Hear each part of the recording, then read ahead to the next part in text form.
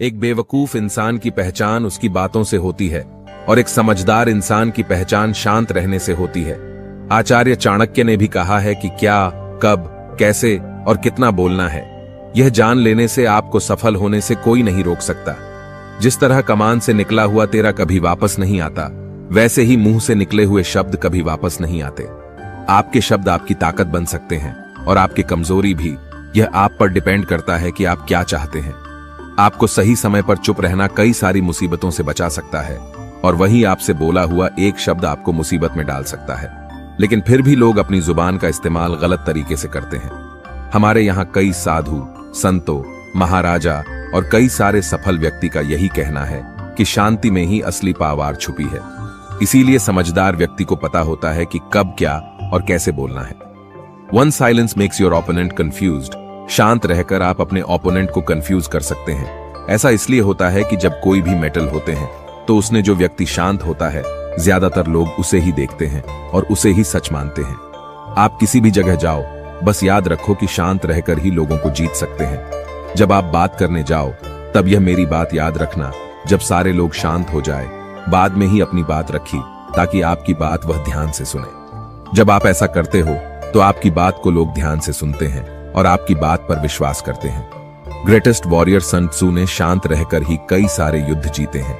उसका कहना था कि जब आप चुप रहते हो तब आप अपने दुश्मनों को कंफ्यूजन में डाल देते हैं, जहां बसव आपके बारे में सोचना शुरू कर देते हैं।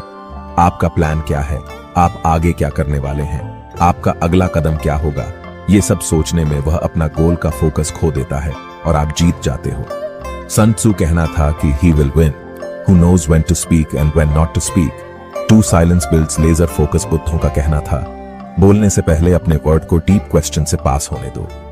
1, आप जो बोल रहे हैं उसमें कोई वैल्यू है। 2, क्या आपका बोलना जरूरी है। 3, क्या इन वर्ड्स से कोई डिफरेंट पैदा होगा। इन 3 सवालों का जवाब आपका किसी से बात करने से नहीं मिलेगा, बल्कि जब आप स्कूल शांत स्टेट में होंगे तब आपका फोकस इन सवालों पर जाएंगे और आप बेहतर वर्ड्स को चूज करना सीख जाएंगे। साइलेंस और फोकस, ये दोनों एक साथ आते हैं। अगर आप हमेशा बोलते रहते हैं तो आप सोच नहीं सकते। जब आप सोचते हैं तब आप बोल नहीं सकते। सोचना और बोलना कभी भी एक साथ नहीं हो सकता। जो लोग ज्यादा बोलते हैं उनकी कोई वैल्यू नहीं होती। एक टाइम पर अलग अलग इमोशंस की वजह से इंसान के दिमाग से हजारों थॉट्स गुजरते हैं। ज्यादा बोलने वाले को अपनी जुबान पर कंट्रोल नहीं होता है।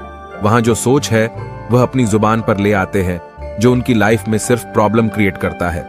वही कम बोलने वाले लोग अभी सोच रहे होते हैं, उसे अच्छे से समझ पाते हैं। उनके दिमाग में ऐसी कोई भी अनचाही थॉट आती रहती है, फिर भी वह अपने थॉट पर कंट्रोल पाकर उसे जुबान पर नहीं लाते हैं। वह भी ऐसी कई बातें बोल सकते हैं, फिर भी वह ऐसे माहौल में साइलेंट रहकर अपने सभी रैंडम विचारों को अच्छे से स्ट्रक्चर करते हैं। सिर्फ तभी बोलते हैं जब उनका बोलना बहुत जरूरी होता हो। 3 silence gets people's attention. Silent लोगों का अटेंशन खींचते हैं। अगर आप कभी भी देखा होगा कि ग्रुप डिस्कशन में या मीटिंग में, ये क्लास में जब आप देखते हैं कि कोई टीचर पढ़ा रहा होता है, तब हमारा मन कहीं और भटक जाता है, जबकि हमारा ध्यान उन पर ज्यादा होता है जो साइलेंट हो जाते हैं। तब हमें जानने की इच्छा होती है कि ये क्यों शांत होकर खाड़ीढ़े हैं। हम क्लासरूम की बात करें तो जब हम क्लास में बैठे होते हैं तब टीचर की आवाज आपके बैकग्राउंड में चल रही होती है, पर जैसे ही टीचर बोलना बंद करती है और आपको बात करते हुए चुपचाप देख रही होती है, तो आपका ध्यान अपने आप को उस साइलेंस पर चला जाता है। आपके ब्रेन में सिग्नल उत्पन्न होते हैं जो कहते हैं कि कुछ तो हुआ है, और आपका ध्यान अपने आप अपने टीचर की ओर चला जाता है। यह चीज भी अपनी डेली लाइफ में लागू होता है।